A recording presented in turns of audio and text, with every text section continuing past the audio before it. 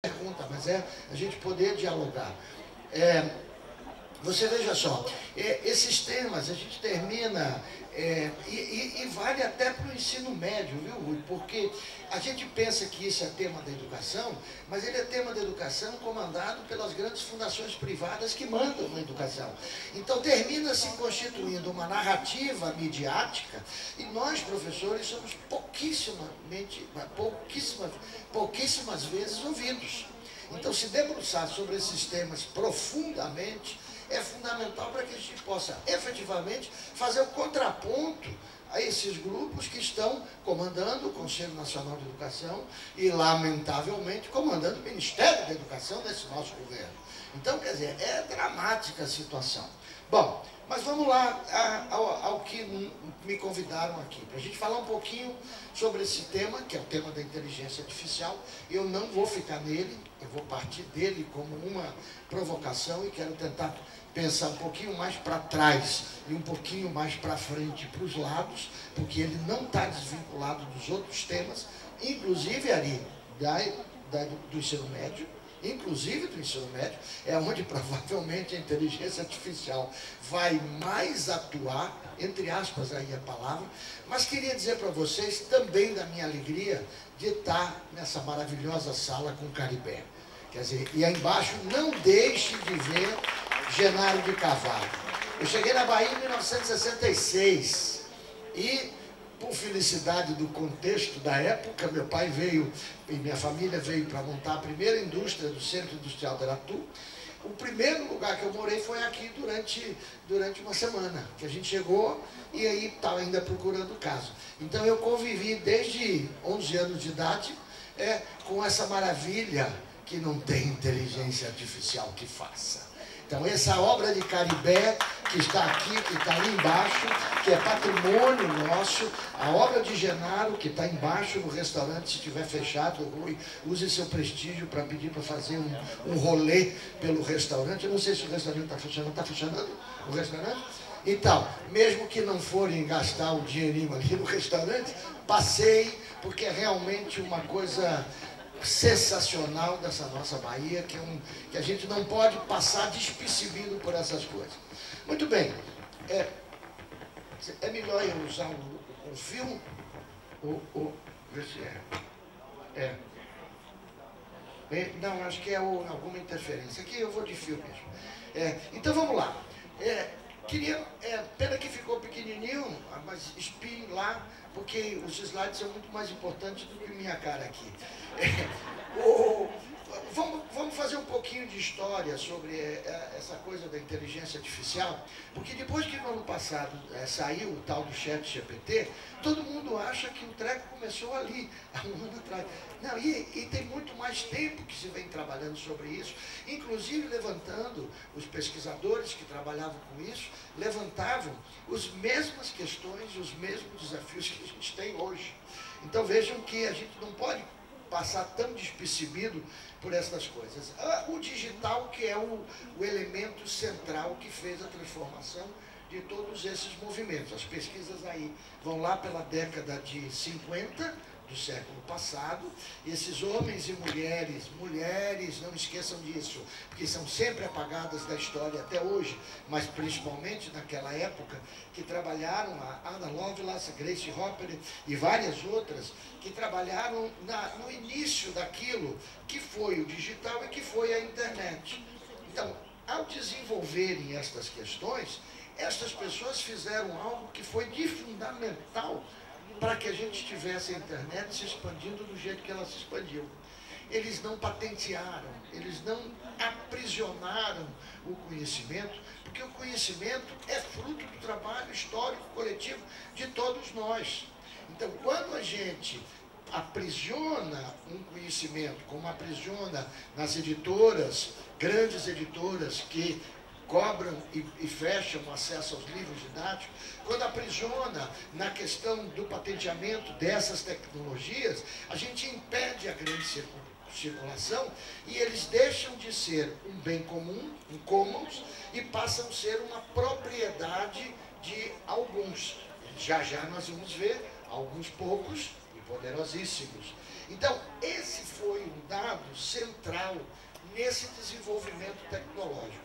Mas aí aconteceu mais uma coisa interessante, que foi o estudo sobre a concepção de rede. Então, a internet é uma rede, mas ela é uma rede que foi constituída a partir de uma escolha teórica sobre que concepção de rede a gente tem. Então vejam aí esses três desenhozinhos. O do lado esquerdo é a rede que nós conhecemos como a rede tradicional, e aí a gente associa imediatamente ao meio de comunicação de massa. Era, na época da ditadura, a Rede Globo, que era rede, mas não era rede, porque era rede eles transmitindo e nós consumindo. Ou seja, é o primeiro modelo de uma rede de um ponto que distribui. O último modelo, para encurtar, é o modelo que nos interessa. É o modelo que tem que fazer com que todas as unidades da APLB sejam o centro em alguns momentos do Estado. O centro não está na capital. O centro está distribuído. Uma hora o centro é Jequié, outra hora é Conquista, outra hora é Irecê, outra hora é em outro lugar. Então, esta rede é uma rede que fortalece os centros distribuídos. E não uma rede, como no primeiro exemplo, que tem um ponto e que distribui para todo mundo. Você vê que até hoje ainda as redes de comunicação, particularmente as grandes redes, trabalham mais ou menos com isso. O máximo que conseguem é ter 3 ou 4 pontos distribuídos pelo exterior do estrado, que são pontos fortes e que distribuem informação. Então, a possibilidade de receber a informação da base é pequena. Lembre os mais antigos, obrigado. Lembre os mais antigos que, inclusive, quando aparecia vídeos feitos por pessoas da sociedade, diziam assim, vídeo de um amador, não aparecia o nome, não aparecia nada. Agora não, eles perceberam que as pessoas que falam têm nome, tem lugar de onde elas falam. Então agora eles procuram pegar o nome da pessoa e botar da onde está falando, da onde gravou o vídeo. Veja que isso tudo são transformações que vão acontecendo nessa perspectiva de se tentar uma rede de comunicação. Mas esse movimento todo foi feito por uma galera que era uma galera muito encantada com uma ideia de bem comum. Ou seja, com uma ideia de que o conhecimento é algo que tem que ser democratizado. Esses caras, jovens, meninas, meninos, basicamente nos Estados Unidos e na Alemanha, que ficaram conhecidos como os hackers. Então, esses hackers, eles criaram uma espécie de uma ética, e a ética qual é? O foco central dessa ética deles é o seguinte: o conhecimento é algo feito coletivamente, historicamente, pela humanidade e tem que circular. Por isso que todo movimento, como o movimento do software livre, que é o único tipo de software que eu uso nas máquinas do nosso grupo de pesquisa da UFBA, é um movimento que, à medida que o software vai ficando pronto, ele vai distribuindo, vamos experimentar todo mundo. Por isso que no começo era mais difícil funcionar. Às vezes não funcionava um negócio. Hoje, porque havia um acordo entre empresas, e ainda havia uma conversa enorme sobre Zaps, Mark Zuckerberg, etc. e tal, mas não é o caso de hoje, né? Então, esta ética dos hackers, que no fundo é a ética, né, que nós estamos falando, é muito importante para a gente compreender como esse desenvolvimento vai se dando. Ocorre que aqueles mais velhinhos como eu, que achavam que a internet seria a revolução, você achava mais velho que eu aqui, acho que só ruim mesmo. A gente achava que a internet ia ser a revolução. Por quê? O que ela fazia? Ela possibilitava a comunicação todos, que era tudo que a gente queria.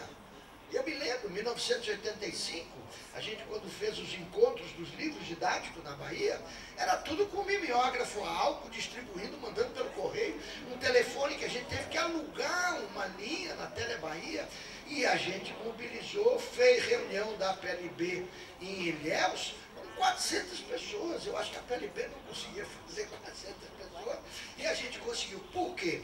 A gente fez um debate sobre o livro didático, entendendo que ele é um debate político, não é um debate técnico separado do político.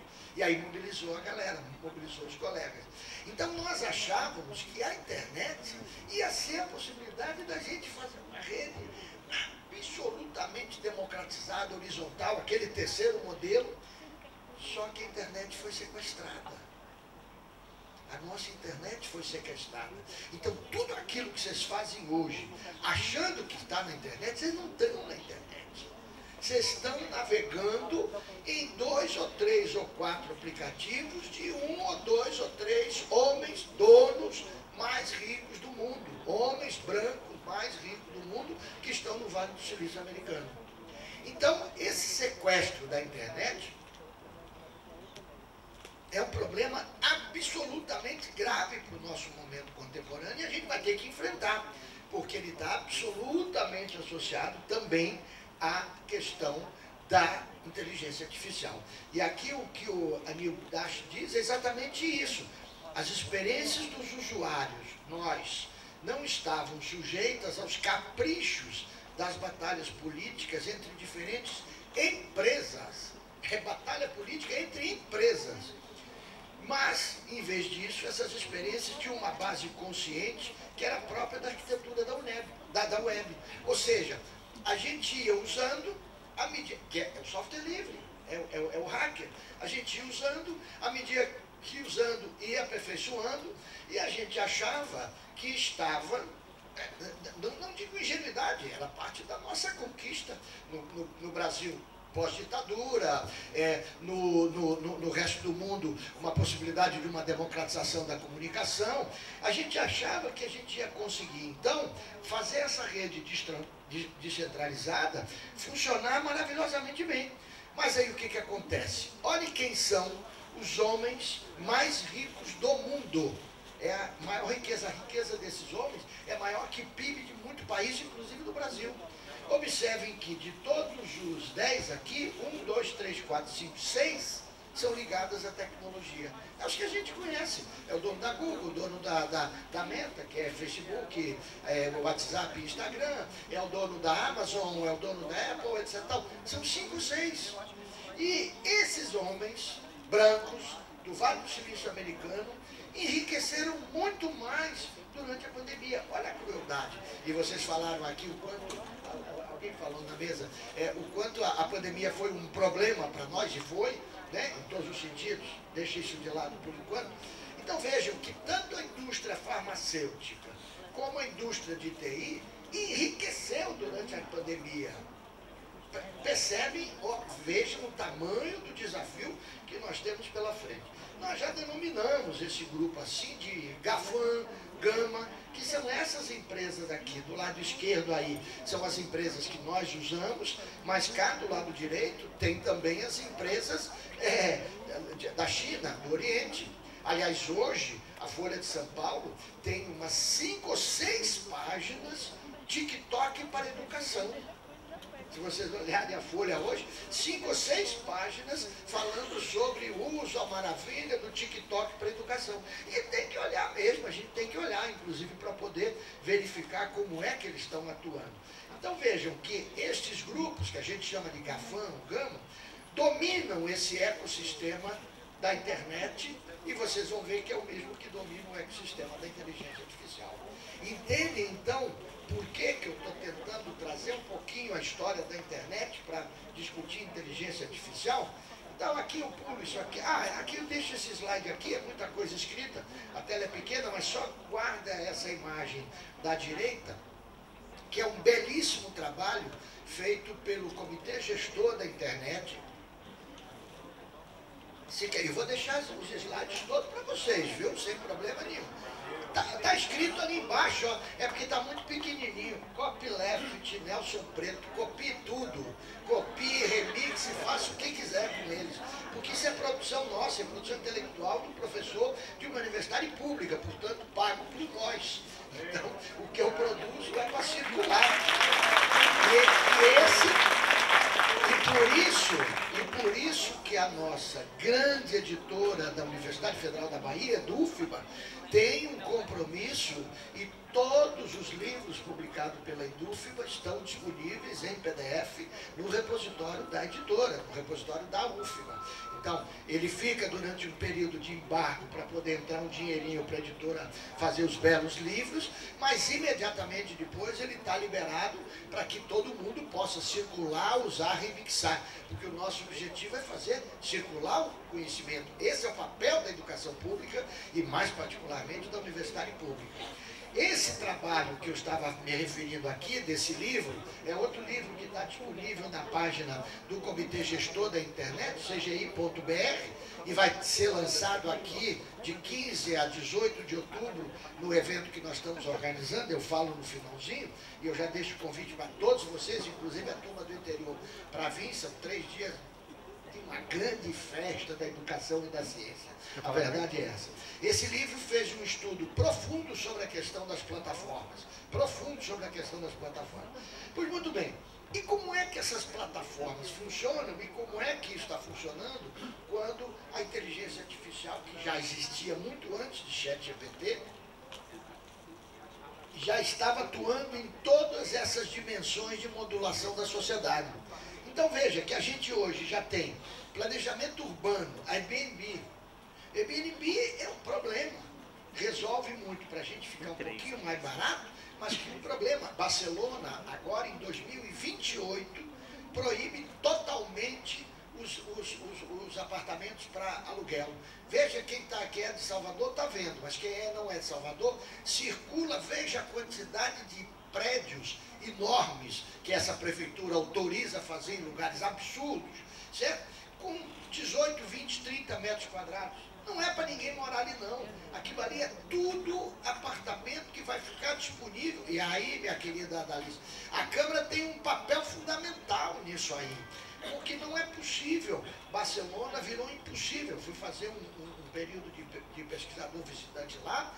Os preços explodiram, porque o cidadão não tem onde morar, que ninguém mais quer alugar por 2 anos, 3 anos, 4 anos, 5 anos a sua casa, porque ele consegue dividir um apartamento grande, antigo, em 20 e aluga por diária e ganha muito mais. Então, todo mundo é expulso da cidade para poder os rentistas terem os seus aluguéis a partir dessas plataformas. Educação, Google, essas edutechs, o trabalho, Uber, iFood, o que aconteceu com o Uber, iFood, os trabalhos e pesquisas da minha querida colega Rita Fernandes na medicina sobre os trabalhadores da iFood é impressionante, são dados assustadores que merecem ser estudados pela Câmara dos Vereadores, pela Assembleia Legislativa e por nós, professores. O trabalho da professora Graça Druck no CRH sobre trabalhador nesses tempos de uberização é impressionante. E a gente fica feliz porque o Uber veio, nos deixa a gente andar de Uber e inclusive já virou sinônimo de qualquer coisa, né? Eu mesmo não digo vou chamar um Uber, eu digo vou chamar um carro, vou chamar um táxi, mas não vou ficar fazendo propaganda de uma empresa, eles não me pagam nada. Por que eu vou dizer que Uber é sinônimo de pegar um carro de aplicativo? Não vou. A saúde, essas coisas da saúde, Open Health, que são empresas que administram isso, na cultura, Netflix, Spotify, Deezer, tudo isso, no jornalismo, as redes sociais, todas essas mensagerias que a gente termina também dizendo, mande um quê? Um WhatsApp. Não, o WhatsApp é nome de uma empresa e tem dono, e o dono é mais rico do mundo, por que eu vou fazer propaganda dela? Você diz, mande uma mensagem. E aí você pode usar Signal, Telegram, até o WhatsApp.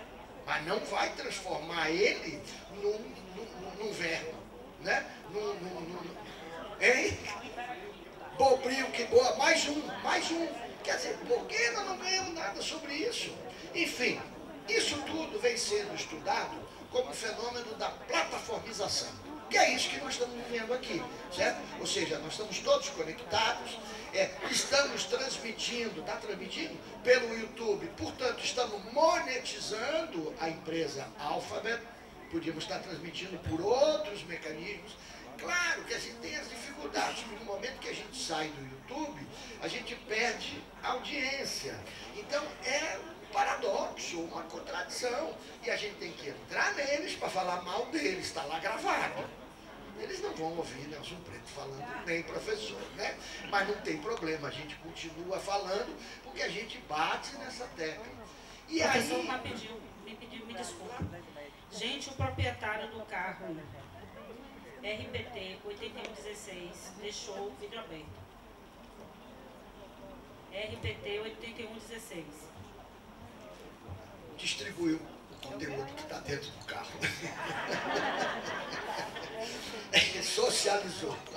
Então, esse fenômeno da plataformização, isso é a pesquisadora Shoshana Zuboff, nesse livro A Era do Capitalismo de Vigilância, ela explica isso que é interessantíssimo para a gente entender como é que funcionam essas redes e a inteligência artificial e tudo isso. A experiência humana como matéria-prima gratuita para a tradução em dados comportamentais. Embora alguns desses dados sejam aplicados para o aprimoramento dos produtos e dos serviços, o restante é declarado como um superávit comportamental. Então veja, toda vez que a gente está usando qualquer uma dessas coisas, eles estão usando isso para aperfeiçoar o sistema, ok, seria normal, porque aí os beneficia, mas mais do que isso, tem um superávit comportamental, ou seja, tem uma parte disso aí que é o que a gente faz na rede, que eles se apropriam para poder administrar o funcionamento da rede. Quem assistiu aquele documentário sobre a Cambridge Analytica entende bem o que é isso. Faz um joguinho no Facebook, você vai respondendo o joguinho, se diverte respondendo o joguinho, mas por detrás do joguinho está cheio de psicólogos, sociólogos, terapeutas analisando, e aí conclui que este grupo aqui que respondeu tal coisa é mais favorável a Donald Trump. Esse grupo aqui é mais favorável a Biden. Aquele grupo ali está em dúvida. Aí, VUPA, ataca aquele grupo com uma publicidade levando para Trump. Percebe? E está acontecendo já isso de novo lá. E aconteceu aqui. E está acontecendo aqui com aquele animal lá de São Paulo. Certo? Então, que desafia, é um animal. Aquilo é um animal. Que uma coisa é ser de direita, eu dialogo com direita sem problema. Agora, com animal não dá para conversar. Porque é um animal. É um animal. E desafia a justiça. Porque mandou tirar e ele faz outra do lado. E paga para poder os outros fazerem. Ou seja, tudo que aconteceu atrás e que lentamente ninguém leva até o fim esses processos, que tem muita gente que está precisando ir para trás das grades, né? Muita gente, está acontecendo de novo. Então, ou a gente fica de olho e cobra, ou aquele vírus de São Paulo se espalha pelo Brasil. Então, essa forma de funcionar com o superávit comportamental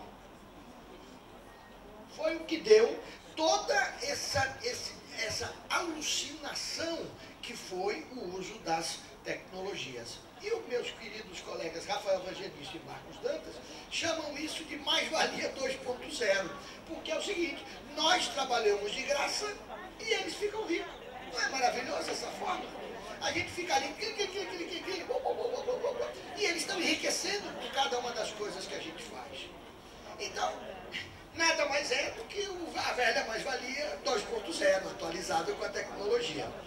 Muito bem, chegamos então, na verdade em 1958, voltamos para a inteligência artificial.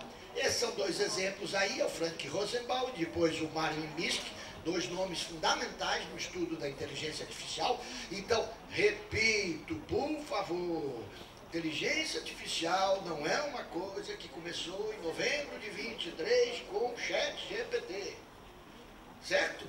Ela vem de lá de trás, sendo estudada muito antes. Tudo isso que nós usamos aqui dentro já tem inteligência artificial muito antes. Na educação, muito antes, já tem gente utilizando. Lembra do caso daquela Universidade Paulista que começou a fazer correção de redação com inteligência artificial sem dizer nada a ninguém? Antiético, né? Não tem problema usar. Você tem que dizer que está usando e depois ter um controle humano sobre o que foi feito na correção. Mas a gente vai falar sobre isso.